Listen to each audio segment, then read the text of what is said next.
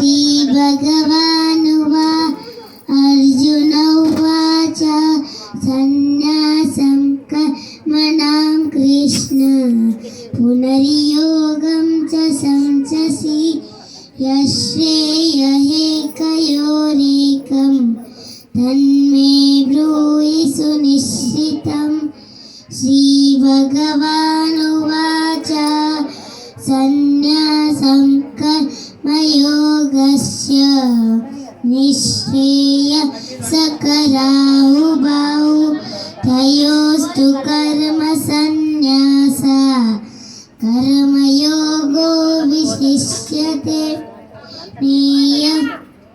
नित्य सन्न्यासी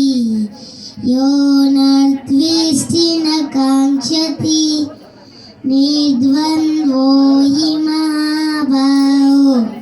सुखं बन्धात् प्रमुच्यते साङ्ख्ययोगौ पृथक् बालाः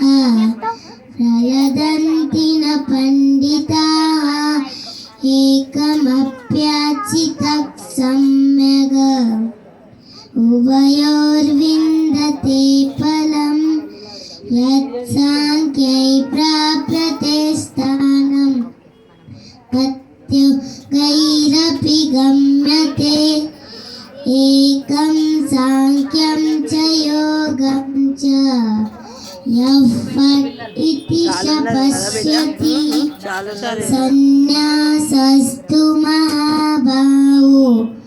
दुःखमाप्तो मयोगतः योगयुक्तो मुनिर्ब्रह्मा न चिरेणाधिगच्छति योगयुक्तो विशुद्धात्मा विजितात्मा जितेन्द्रियः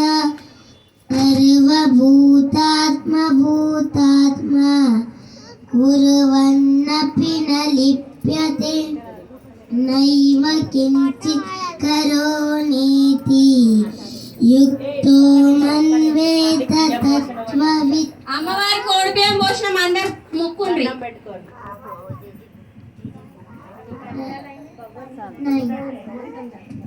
చాలా చక్కగా